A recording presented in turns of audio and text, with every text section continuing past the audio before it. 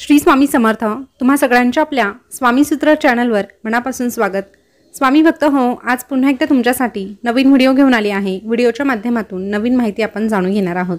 बघा, आज दत्त जयंतीचा दिवस आहे आणि हा जो दिवस आहे त्या दिवसाची दत्त भक्त स्वामी भक्त आतुरतेने वाट बघत असतात। म्हणून या दिवसाची जर आपण एवढी वाट बघत होतो तर या दिवशी आपल्याला सेवा देखील करायची आहे। अर्थात आजही काही ठिकाणी दत्त जयंती साजरी होणार आहे आणि उद्या देखील दत्त जयंती साजरी होणार आहे। त्यामुळे आपण दोनही दिवसांचा लाभ घ्यायचा आहे। कधी दत्त जयंती आहे हा विचार करत बसण्यापेक्षा दोनही दिवशी आपल्याला सेवा करायची आहे। दत्त महाराज स्वामी महाराज यांना मनापासून जर आपण एखादी गोष्ट मागितली तर निश्चितच आपली ती इच्छा पूर्ण करण्यासाठी आपल्याला ते भरभरून आशीर्वाद देत असतात। यासाठीचाच एक छोटासा उपाय आपण जाणून घेणार आहोत, जो आपल्याला औदुंबर वृक्षाजवळ करायचा आहे। तुम्ही आज करू शकतात किंवा उद्या दिवसभरामध्ये कधीही करू शकतात।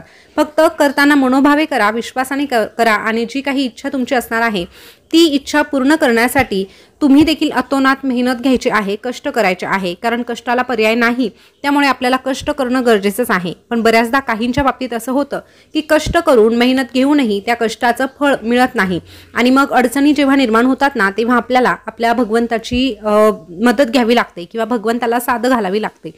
आपण जेव्हा सेवा करतो तेव्हा त्या सेवेचं फळ आपल्याला प्राप्त होणारच असतं। पण अगदीच आपली एखादी इच्छा पूर्ण होत नसेल आणि आपला जीव अगदी कासावीस होत असेल आणि मार्ग सापडत नसेल तर आपले स्वामी महाराज आपल्या प्रत्येक संकटावर उत्तर देण्यासाठी आहेत। त्यामुळे आपल्याला या ठिकाणी जाऊन काही उपाय करायचे असतात। औदुंबर वृक्ष म्हटलं तर स्वामींच्या प्रत्येक केंद्रामध्ये दत्त महाराजांच्या मंदिरामध्ये जर तुम्ही गेलात तर औदुंबर वृक्ष हे सर्वप्रथम असतं। जोपर्यंत आपण औदुंबर वृक्षाला प्रदक्षिणा घालत नाही, औदुंबर वृक्षाला नमस्कार करत नाही, तोपर्यंत दत्त महाराज स्वामी महाराज देखील त्याचा स्वीकार करत नाही। कारण औदुंबर वृक्षाला माता लक्ष्मी आणि विष्णू भगवान यांचं वरदान आहे, जो कोणी तुझी मनोभावे सेवा करेल त्याला आमचा आशीर्वाद प्राप्त होईल। त्यामुळे जेव्हा कधी तुम्ही केंद्रात जातात, मठात जातात, तेव्हा सर्वप्रथम औदुंबर वृक्षाला प्रदक्षिणा घालायच्या आहे, नमस्कार करायचा आहे। कमीत कमी 3 प्रदक्षिणा आणि जास्तीत जास्त तुम्ही कितीही घालू शकतात। पण बरेच जण एकच प्रदक्षिणा घालतात, पण कुठल्याच मंदिराला कुठल्याच वृक्षाला एक प्रदक्षिणा कधीही घालू नये। कमीत कमी 3 प्रदक्षिणा आपल्याला घालायच्या असतात। आता या औदुंबर वृक्षाजवळच तुम्हाला छोटासा उपाय करायचा आहे। आता हा उपाय करण्यासाठी तुम्हाला 21 अखंड तांदूळ घ्यायचे आहे। तुटलेले फुटलेले तांदूळ घ्यायचे नाही, अखंड छानपैकी असे तांदूळ आपल्याला काढून घ्यायचे आणि त्याला थोडीशी हळद लावायची, ते पिवळे करून घ्यायचे आहे। या व्यतिरिक्त आपल्याला थोडंसं पाणी घ्यायचं, त्यामध्ये थोडीशी साखर टाकायची आणि दूध एकत्र करायचं। दूध अगदी चमचाभर टाकलं तरीही चालेल, पण दूध आणि साखर मिश्रित पाणी आपल्याला घेऊन जायचं आहे।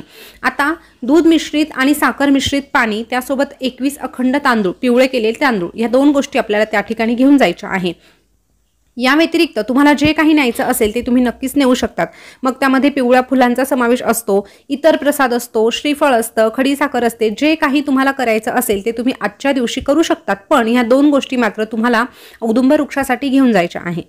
आता मंदिरात गेल्यानंतर सगळ्यात अगोदर तर आपण औदुंबर वृक्षालाच नमस्कार करणार आहोत। आता दूध आणि साखर मिश्रित पाणी तर आपल्याला घ्यायचंच आहे, त्यासोबतच आपल्याला 21 अखंड तांदूळ घ्यायचे आहे, जे की आपण पिवळे करून घेणार आहोत। त्यानंतर सगळ्यात महत्त्वाचं म्हणजे एक छोटीशी पंती घ्यायची आहे, त्यामध्ये शुद्ध गाईचं तूप टाकायचं आहे आणि अशा प्रकारची पंती आपल्याला घेऊन जायची आहे। आता नवीन पंती असेल तर तुम्ही नवीन पंती घेऊन जाऊ शकतात, पण जर तुमच्याकडे जुनी पंती असेल तर ती स्वच्छ धुवून घ्या, घासून घ्या आणि ती पंती तुम्ही घेऊन गेलात तरीही चालेल। अशा प्रकारे आपल्याला ह्या 3 गोष्टी घेऊन जायच्या। या व्यतिरिक्त तुम्हाला जे काही न्यायचं आहे, इतर प्रसाद जो न्यायचा आहे तो तुम्ही नक्कीच नेऊ शकतात। तिथे गेल्यानंतर सगळ्यात अगोदर आपल्याला पंथी प्रज्वलित करायची।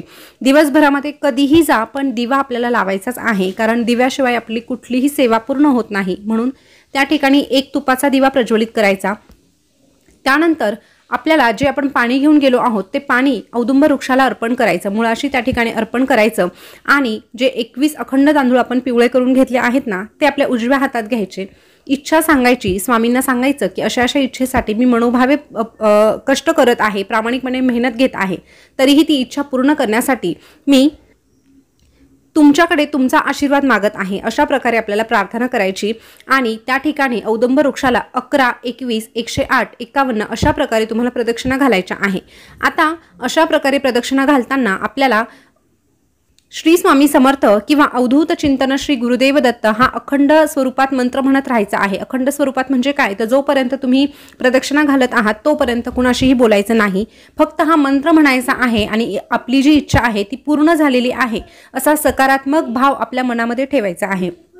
अशा पद्धतीने प्रदक्षिणा करून झाल्यानंतर ते जे 21 अखंड तांदूळ आहे ते आपल्याला औदुंब वृक्षाला अर्पण करायचे आहे। अर्पण करण्यापूर्वी ते तांदूळ अर्पण करण्यापूर्वी पुन्हा एकदा स्वामींना नमस्कार करायचा, स्वामींना आपली तळमळ जी आहे ती सांगायची आणि औदुंब वृक्षाला देखील प्रार्थना करायची आणि अशा पद्धतीने ते तांदूळ जे आहे ते औदुंब वृक्षाला अर्पण करायचे। त्यानंतर मग आपण त्यानंतर आपण गाभाऱ्यात जाऊन दर्शन वगैरे घेऊ शकतो। तुम्ही जे काही बाकीचं प्रसाद वगैरे घेऊन गेला आहात ते देखील तुम्ही मध्ये जाऊन अर्पण करू शकता। तर बघा स्वामी भक्त हो, आज तुम्ही ही छोटीशी सेवा करून बघा, छोटासा उपाय करून बघा।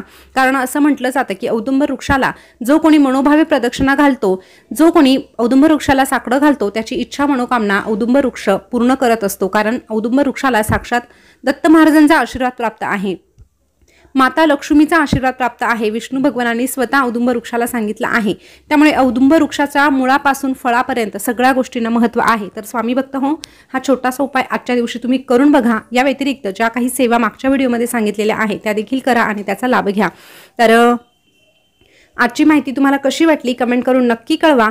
त्यासोबतच अशीच नवनवीन माहिती जर तुम्हाला ऐकायला आवडत असेल तर आपल्या स्वामी सूत्र चॅनलला सबस्क्राईब करा। पुन्हा भेटूया नवीन व्हिडिओसोबत नवीन माहिती घेऊन। तोपर्यंत बोलत रहा श्री स्वामी समर्थ, जय जय स्वामी समर्थ।